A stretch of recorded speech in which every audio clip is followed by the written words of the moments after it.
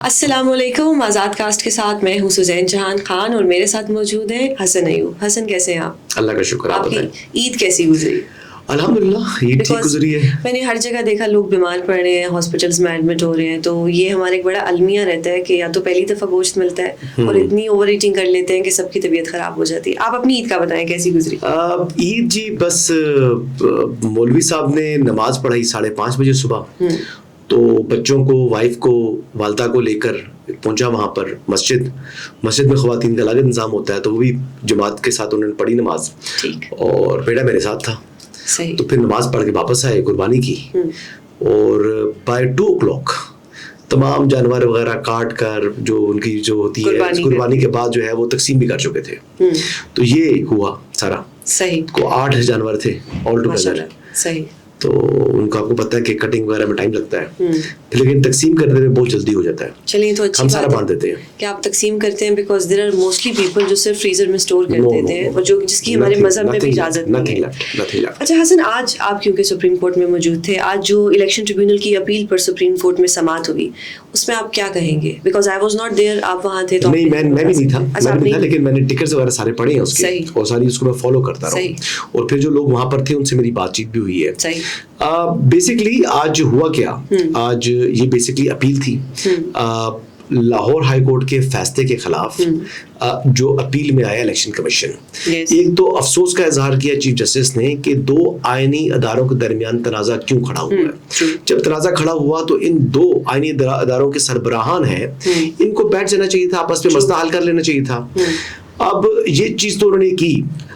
دوسرا, انہوں نے الیکشن کمیشن کے اوپر بھی کافی جو ہے وہ ایک قسم کی اظہار ناراضگی بھی کیا کہ الیکشن کرٹیسائز کیا کہ بھئی آپ نے شاید انتخابات ٹھیک نہیں کرائے. انہوں نے کہا الیکشن کمیشن ہمیشہ متنازع کیوں ہوتا ہے, ہمیشہ اس کے اوپر جو ہے یہ چیزیں سوالات اٹھتے ہیں. اور یہ آج کی بات نہیں ہے, جتنے بھی الیکشن دیکھ لیں, جو بھی الیکشن ہوا ہے 2013 دیکھ لیں, 2008 دیکھ لیں, وہ ہمیشہ اس قسم کے سوالات, 2002 کے الیکشن کو تو سب سے زیادہ جو ہے وہ کرٹیسائز کیا جاتا تھا. الیکشن کمیشن کیا ہے وہی بات کے نام کی ایک کمیشن رہی؟ نہیں, نام کا کمیشن نہیں ہے, آئینی ادارہ ہے, اس کا کانسٹیٹیوشنل رول ہے. لیکن اگر آج چیف جسٹس صاحب نے کہہ دیا کہ چیف جسٹس صاحب نے آبزرویشن دیے نا, حکم تو نہیں دے دیا, آرڈر تو نہیں آ گیا نا. آبزرویشن ان کی ہے, لیکن وہ ان میں اب, لیکن چیف جسٹس صاحب نے تو یہ بھی آبزرویشن دی کہ آرٹیکل 219C بڑا واضح ہے کہ جو الیکشن ٹریبیونل ہے وہ کسے نوٹیفائی کرنی ہے, وہ تشکیل دینا, جو میں پہلے بھی ہم اس پروگرام کے اندر یہ بتا چکے ہیں کہ آرٹیکل 219C جو ہے وہ الیکشن ٹریبیونل بنانا الیکشن کمیشن کا مینڈیٹ ہے, اس کو کانسٹیٹیوشن آف پاکستان نے رول دیا. اور میں نے یہی بات کی تھی کہ ہائی کورٹ بھی اپنی پاورز کانسٹیٹیوشن آف پاکستان سے لیتا ہے, تو ہائی کورٹ کوئی فیصلہ ایسا نہیں دے سکتا کہ جو کانسٹیٹیوشن کے خلاف ہو.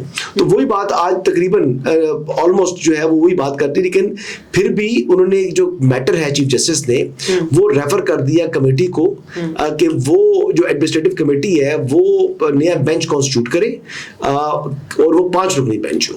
اب یہ 5 رکنی بینچ بنے گا, اس کے بعد یہ کیس ٹیک اپ دوبارہ ہوگا. لیکن بہرحال آئی ریپیٹ اگین کہ اب اگر سپوزٹلی کوئی بینچ کے دیگر اگر 5 اب آ رہے ہیں جو معزز اراکین ہوں گے, وہ اب کس طریقے سے آئین سے باہر جا سکتے ہیں, تو اس کا مستقبل وہی ہے. لیکن ایک جو بڑا پن شو کیا چیف جسٹس قاضی فائزہ نے اور جسٹس نعیم اختر افغان نے, وہ بڑا پن یہ تھا کہ انہوں نے اس آرڈر کو, جو ہائی کورٹ کا آرڈر ہے, اس کو سسپینڈ نہیں کیا بلکہ نوٹس جاری کیے ہیں.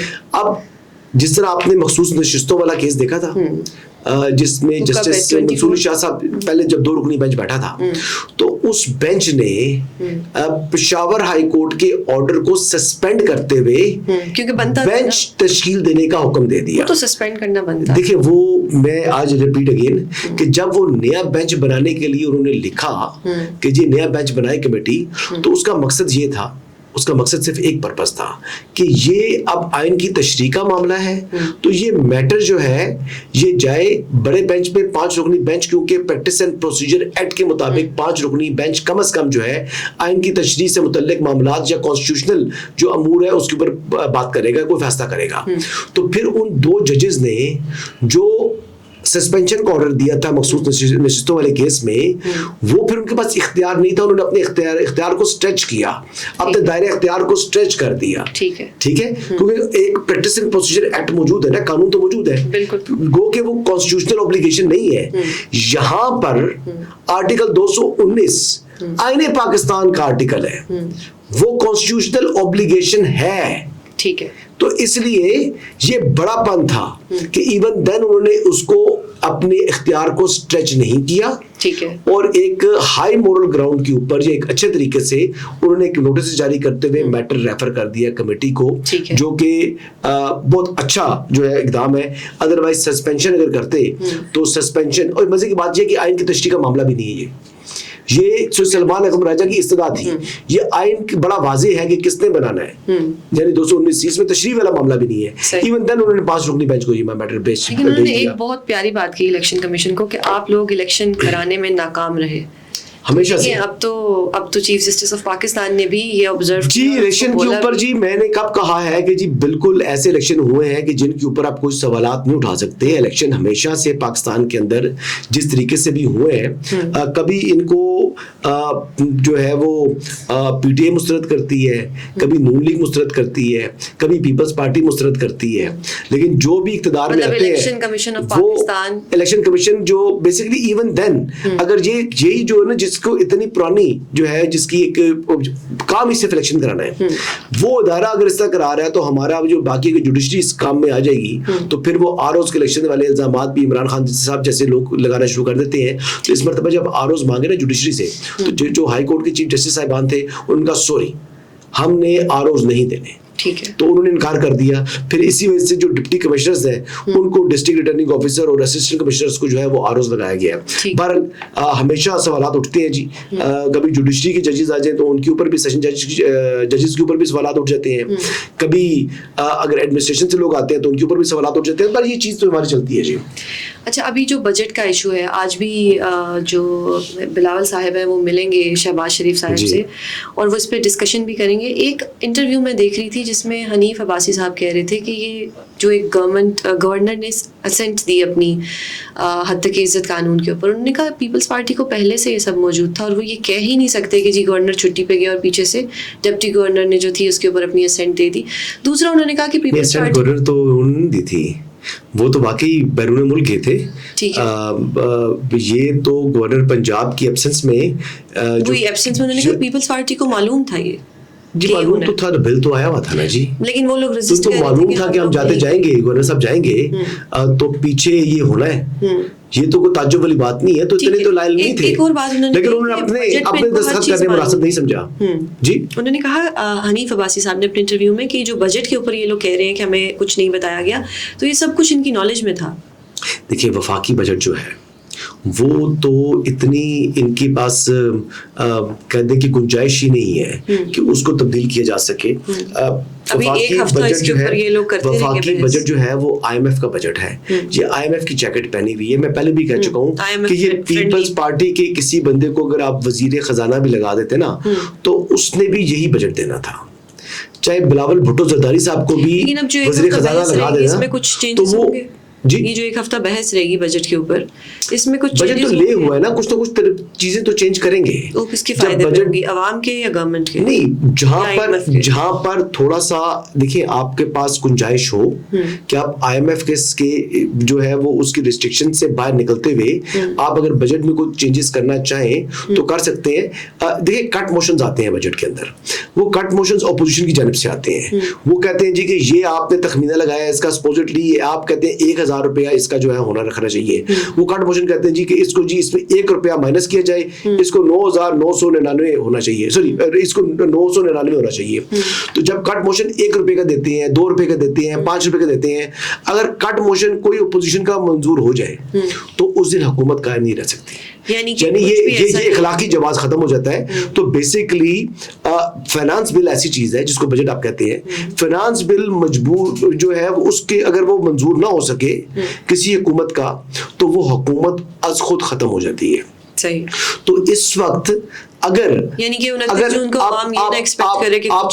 अददी एतबार से देखें तो वो तो उनके पास इतनी वोट्स ही नहीं है मुस्लिम लीग नवाज के पास कि वो इस बजट को मंजूर करा सके विदाउट पाकिस्तान पीपल्स पार्टी। तो अगर आज पीपल्स पार्टी इस बजट के ऊपर वोट नहीं देती तो ये हुकूमत कायम नहीं रहेगी, ये हुकूमत खत्म हो जाएगी। सो लिहाजा जो पीपल्स पार्टी की तशवीश है, जो वो शोर मचा रहे हैं, जो वो कर रहे हैं, तो वो बिल्कुल अपने अवाम को बता रहे हैं जी हम आपका दर्द रखते हैं, वो सियासत कर रहे हैं। और ये पार्लियामेंट्री पॉलिटिक्स ऐसी होती है, ये पार्लिमानी सियासत इसी तरह की होती है। और ये भी मुमकिन है कि वो थोड़ा बहुत शोर डालकर जहां पर अपने लिए कोई सिंध के लिए पीएचडीपी बढ़वाना चाह रहे हैं या वो कोई अपने जो फ्लडेड अफेक्टेड एरियाज हैं वहां पर वो रिहेबिलिटेशन चाह रहे हैं, तो ये कोई बुरी बातें नहीं है पीपल्स पार्टी की, ये उनका एक राइट है जो कि डेमोक्रेटिक राइट वो या पार्लियामेंट्री राइट वो अपना एजिटेट करेंगे और अपने वोटों को एक बार फिर जो है वो देने के लिए बस कुछ शराइत रखेंगे और शराइत अपनी जहां मुमकिन होगा वो मंजूर भी करवा लेंगे। तो ये सियासत है जी, ऐसी होता है। अच्छा, एक और हनीफ अब्बासी साहब ने एक बात कही कि पीटीआई में हमारे 2 प्लांटेड लोग हैं, वैसे तो उन्होंने कहा कई हैं लेकिन 2 प्लांटेड लोग हैं जो खान साहब से जेल में मुलाकात करने भी जाते हैं, मतलब कुछ ऐसा ही उन्होंने कहा। फिर उन्होंने रऊफ हसन साहब के बारे में भी कहा कि हो सकता है वो भी हमारे हो। ये वो इल्जाम लगा रहे हैं, ये मतलब मुझे इसकी पीछे क्या बैकग्राउंड है, ये उन्होंने किस कॉन्टेक्स्ट में ये बात कही, मुझे ये समझ नहीं आई। मुझे खुद समझ नहीं आई ये क्या बात कर रहे हैं। लेकिन रऊफ हसन साहब ये क्या लड़ाई करवाना चाहते हैं? रऊफ हसन साहब के बारे में मैं ये बता दूं कि रऊफ हसन साहब यकीनी तौर पर जो सोशल मीडिया पर जितने भी ये संगीन ट्वीट्स हुए हैं, ये मैंने पहले भी बात की है, इनके पीछे रऊफ हसन है। तो ये प्लांटेड मुझे कम लग रहे हैं। ये तो कोई मेरे ख्याल के मुताबिक इनकी जो एजेंडा है वो तो इस वक्त रियासत मुखालिफ है। और रऊफ हसन जो है, मैं उनके ऊपर वो इतना खुला झूठ बोलता है वो बंदा कि मैं तो उनका झूठ सुनकर अपने कान पकड़ लेता हूँ कि मैं कहता हूँ कि क्या बंदा बात कर रहा है, हम क्या सुन रहे हैं। यानी वो कहते हैं कि वो बाहर से जनाब ऑपरेट हो रहा है, मुझे मालूम नहीं है, डायरेक्शन सारी खुद देते रहे हैं। और बाद में अब जो है जब उसका थोड़ा सा एक हीट आना शुरू हुई तो एफआईए की जानिब से जब उन्होंने तलब किया गया तो वहां पर जाकर और बातें शुरू कर दी उन्होंने, और स्टेटमेंट देकर आ गए। तो इनके कॉल और फेल में बड़ा तजाद है। ये रऊफ हसन साहब से मुतल्लिक जो हनीफ अब्बासी साहब ने बात की है वो मुझे नहीं लगता कि वो हनीफ अब्बासी साहब के या किसी के प्लांटेड है, बल्कि वो मुझे आप कहेंगे हाँ आपको अमरीकी कुछ लोगों के प्लांटेड वो हो सकते हैं। सही है। और ये जो 2 और लोग उन्होंने कहे हैं कि 2 और लोग भी है, ये कौन है?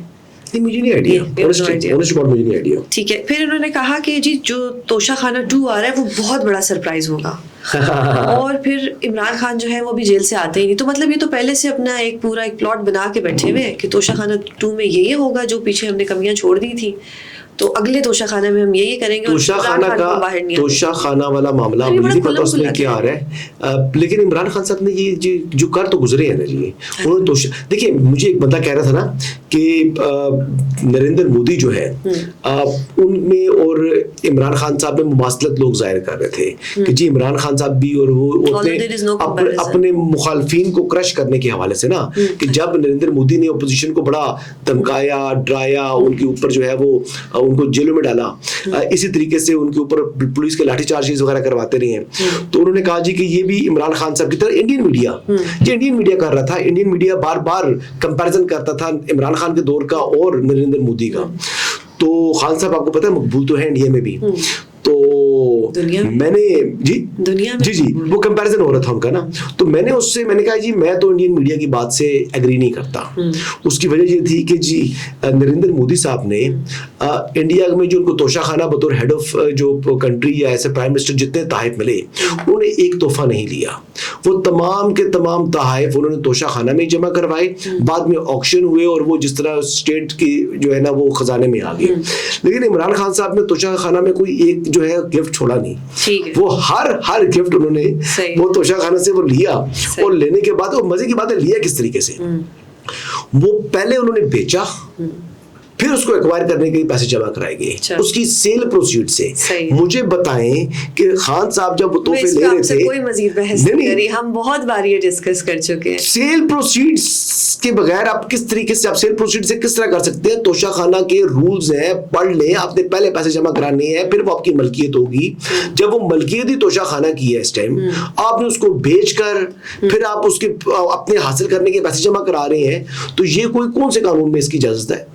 ٹھیک ہے, میں اس پہ نو کمنٹس. لیکن ایک بار میں ایک شو دیکھ رہی تھی منصور علی خان صاحب کو, اس میں انہوں نے مریم بی بی سے ایک سوال پوچھا توشہ خانہ سے ریلیٹڈ. انہوں نے کہا نہیں ایسی کوئی بات نہیں ہے. تو انہوں نے پھر کہا نہیں آپ کے ریٹرنز میں لکھا. انہوں نے کہا اچھا آپ اس کو آن ریکارڈ نہیں لائیں گے, میں اس کو چیک کر لوں.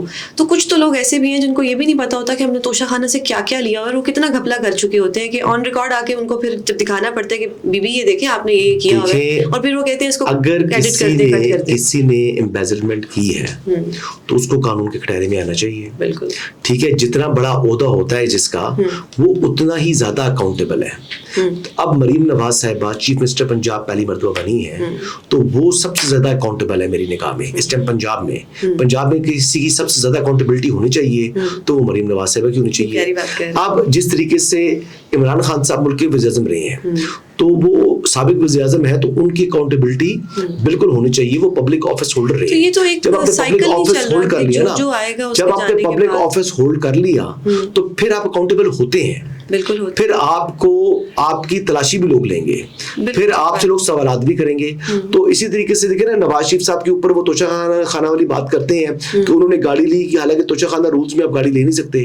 تو بات یہ ہے کہ نواز شریف صاحب کو اس وقت کے پرائم منسٹر یوسف رضا گیلانی نے وہ آفر کی تھی, ٹھیک ہے, اور وہ گاڑی اس ٹائم نہیں آئی ہوئی تھی, وہ میرے خیال سے 90s میں وہ گاڑی آئی تھی اور انہوں نے 2008 میں وہ گاڑی لی ہے. تو وہ 10-15 سال بعد انہوں نے وہ گاڑی دی, اور وہ بھی جب یوسف رضا گیلانی پرائم منسٹر تھے تو انہوں نے یہ آفر کی تھی. بہرحال یہ اس طریقے کا معاملہ ہے. ٹھیک ہے, شیخ رشید صاحب کے بہت انٹرویوز تھے, مطلب میں نے یوٹیوب لگایا اس پہ شیخ رشید صاحب, ٹی وی لگایا اس پہ, آل آف سڈن ایسا کیا ہوا کہ ان کی اتنی ڈیمانڈ بڑھ گئی, اور وہ جو انٹرویوز تھے اس میں آپ بھی ہمیں بتائیں گے. ایک اور سوال میں نے دیکھا ہے کہ ابھی تک ہمارے جو لیڈران ہیں ان میں سے کسی نے آ کے اپنا انٹرویو نہیں دیا. مریم نواز صاحبہ نے نہیں دیا. ہم چاہتے ہیں کہ وہ جس طرح آئے 15 دن بعد کچھ اپنا پوائنٹ تو سامنے رکھیں. ایسا تو کچھ ان کی طرف سے نہیں ہو رہا, نہ نواز شریف صاحب کی طرف سے, نہ مریم بی بی کی طرف سے, نہ ہی شہباز شریف صاحب کی طرف سے. تو جو مین لیڈرز ہیں وہ تو انٹرویو دے نہیں رہے. تو ابھی دیا نا, ابھی تو وہ عرب چینل کے اوپر جس میں وہ عربک بول رہے تھے خاتون کو بتا رہے تھے, پرائم منسٹر کے تو انٹرویوز آ رہے ہیں. پاکستان میں کچھ اس طرح کا اسپیشل جو پرائم منسٹر کے تو انٹرویوز ہیں. بالکل آپ صحیح کہہ رہی ہیں, مریم نواز صاحبہ نے انٹرویو ابھی تک نہیں دیا آفٹر سی ایم شپ لینے کے بعد. ابھی تو 100 دن بھی مکمل نہیں ہوئے, لیکن مریم جو ہے وہ بڑا فاسٹ ٹریک کام کر رہی ہیں. تو مریم کا فوکس ہے. تو شیخ رشید صاحب کی مین آپ کا سوال ہے, تو شیخ رشید صاحب نے تو 1-2 انٹرویو نہیں جی, انہوں نے تقریباً 2 درجن کے قریب انٹرویو دیے ہیں. 22 انٹرویو دیے ہیں.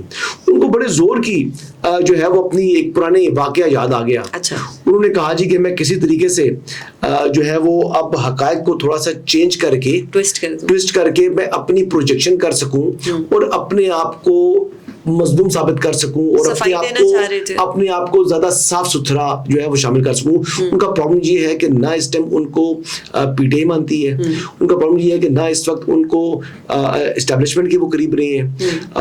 یا تو وہ کہتے ہیں مجھے گیٹ نمبر 4 کی دوبارہ جو ہے چوکیداری مل جائے تب میں ٹھیک رہوں گا, یا مجھے جو ہے دوبارہ پی ٹی آئی گلے سے لگا لے.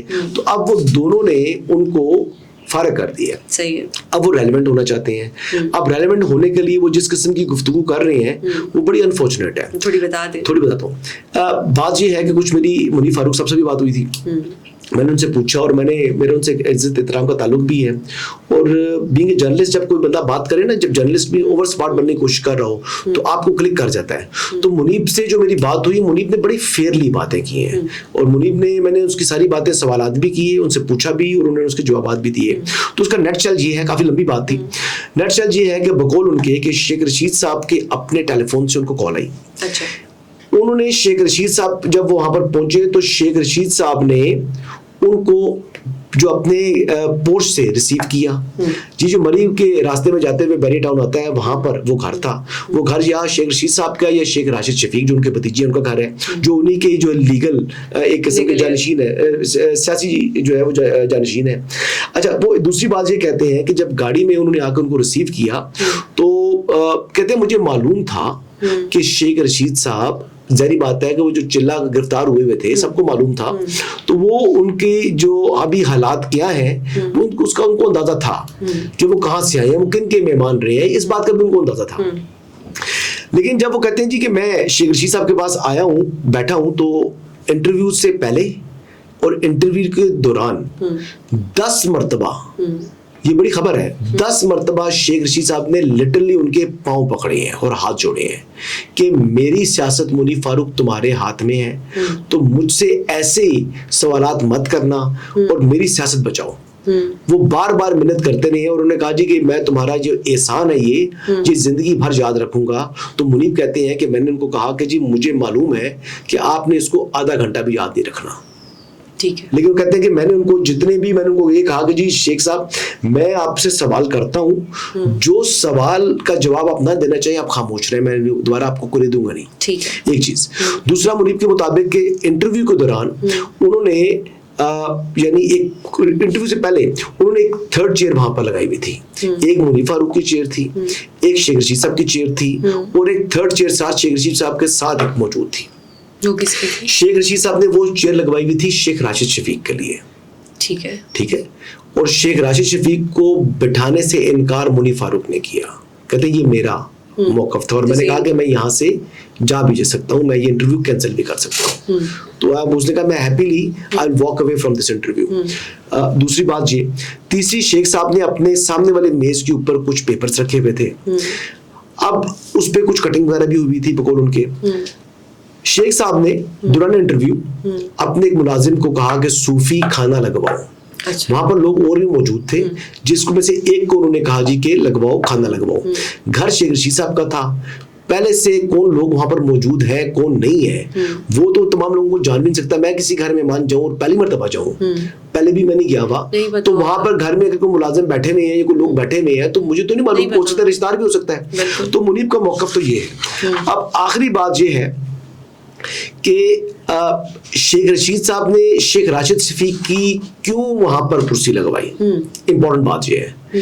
تو میرے خیال کے مطابق وہ جن کے مہمان تھے ان کے ساتھ نیگوسیشن شیخ راشد شفیق کی ہوئی ہوں گی, اس نے کوئی گارنٹیز دی ہوں گی, اور پھر انہوں نے ہی کہا ہوگا کہ شیخ راشد شفیق وہاں پر بیٹھ کر وہ بات خود دیکھے گا.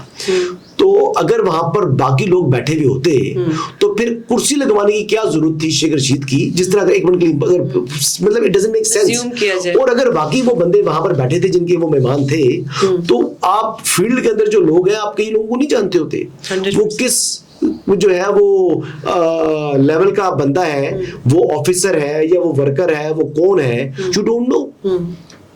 تو یہ چیزیں کچھ باتیں جو باتیں کی ہیں منیب فاروق نے بڑی سیدھی باتیں کی ہیں, اور میرے خیال مطابق جو لوگ ان کی ٹرولنگ کرنے کی کوشش کر رہے تھے ان کے لیے انہوں نے پیغام دیا. انہوں نے کہا جی کہ میرے شیخ رشید کے انٹرویو کے فوری بعد کے 2 انٹرویوز ہیں جو میں نے وی لاگز کیے ہوئے ہیں, وہ وی لاگز آپ یقینی طور کے اوپر جو ہے وہ ضرور دیکھ لیں, ان کو سمجھ آ جائے گی کہ میں نے جو موقف رکھا تھا وہ کیا رکھا تھا. صحیح. جی حسن, ایک اور سوال, ابھی جو علی امین گنڈا پور صاحب گریڈ اسٹیشن گئے اور وہاں پہ جو ایک کنٹروورسی ہوئی, اس پہ آپ کیا کہیں گے؟ بس آپٹکس تھے جی. علی امین گنڈا پور صاحب نے جو انہوں نے ایک اپنی تشہیر کے لیے یا اپنے صوبے کے عوام کو دکھانے کے لیے کہ وہ ان کی جنگ لڑ رہے ہیں, دکھانا کیا تھا, اتنی زیادہ لوڈ شیڈنگ ہو رہی ہے, 22 گھنٹے لوڈ شیڈنگ ہو رہی ہے. جی 22 گھنٹے گرمی ہے, جی جی بالکل گرمی ہے. آپ کو معلوم ہے کہ لوڈ شیڈنگ کہاں پر ہوتی ہے؟ جہاں پر جس گریڈ کے اوپر لائن لاسز زیادہ ہے, جہاں سے ریکوریز نہیں ہے, وہاں پر فورس لوڈ شیڈنگ کر رہے ہیں, فورس کر رہے ہیں. جی بالکل فورس کر رہے ہیں. ظلم ہے نا, ظلم کیوں ہے؟ لائن لاسز ہے نا, بجلی چوری ہو رہی ہے. ایک انسان جس تو اس میں دیکھیں, یہ تو پھر اس فیڈر کے اوپر ڈیپینڈ کرتا ہے نا کہ جس گریڈ اسٹیشن پر یا جس فیڈر کے اوپر آپ رہتے ہیں وہاں پر ابھی تو بیسیکلی آنے والے دنوں میں تھوڑا سا یعنی مزید افیکٹو ٹرانسفارمر بیس جو ہے وہ دیکھا جائے گا کہ لائن لاسز کس طرح ہیں. جب ٹرانسفارمر بیس لائن لاسز سامنے آ جائیں گے تب تو وہ چیز جو ہے وہ کسی اچھے طریقے سے مانیٹر ہو سکے گی, پورا آپ کو گریڈ اسٹیشن بند نہیں کرنا پڑے گا. لیکن ابھی اس لیول پر ہم پہنچے نہیں ہیں. ٹھیک ہے. تو ابھی جو اس معاملے کے حوالے سے علی امین گنڈا پور بڑے سکسیسفل رہے, ان صوبے کے عوام کے سامنے جو ہے یہ ایک موقف رکھنے کی کوشش کی کہ میں آپ کی جنگ لڑ رہا ہوں. تو لڑ تو رہے ہیں حسن, دیکھیں پہنچے ہیں انہوں نے جا کے, ان کو جو زبان پاکستان میں سمجھ آتی ہے اسی زبان میں انہوں نے بات کی ہے. میرے خیال کے مطابق بڑی تھڑگلا حرکت کی ہے علی امین گنڈا پور نے. ان کی تھوڑی پرسنالٹی ہے, he happens to be chief executive of a province. وہاں پر آپ جاتے ہیں اور جا کر آپ وہاں پر ڈائریکٹر جاری کرتے ہیں آئی جی خیبر پختونخوا کو کہ جو کوئی بھی वापडा से मुतल्लिक किसी मामले की कोई कंप्लेन आपने रजिस्टर नहीं करनी, आपने कोई FIR नहीं देनी, यानी कोई बिजली चोरी करता रहे सरकार की तो आपने उनके खिलाफ मुकदमे का इंदराज नहीं करा सकता आप वापडा, तो यानी पेस्को। तो ये बड़ा अनफॉर्चुनेट है जी। मेरे ख्याल के मुताबिक जब वज़ीर आला खुद कानून को हाथ में लेना शुरू कर देगा तो फिर सूबे की आवाम का अल्लाह ही हाफिज है। जब लॉ एंड ऑर्डर जो है वो चीफ एग्जीक्यूटिव वो प्रोविंस उसका ख्याल नहीं रखेगा तो फिर लोग वहां पर कल कोई कानून को हाथ में लेगा तो फिर मिसाल तो खुद कायम की हुई है तो इसकी जिम्मेदारी भी फिर चीफ एग्जीक्यूटिव के ऊपर आएगी जो इज अली अमीन गंडापुर। बड़ा अनफॉर्चुनेट है जी।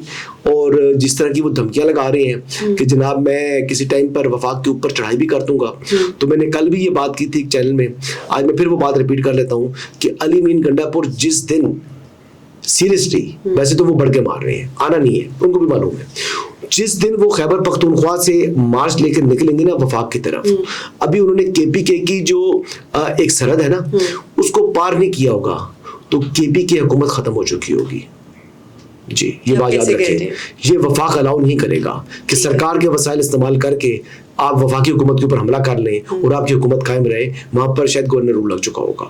सही, चले ये एक आपका मौक़िफ़ था। आपका बहुत शुक्रिया आपके वक्त का, आपने बहुत information the, thank you so much. हमारे चैनल को जो कि आज़ाद सियासत है प्लीज़ उसको लाइक और सब्सक्राइब ज़रूर कीजिएगा और अगर वीडियो पसंद आए तो उसको शेयर भी कर दीजिएगा।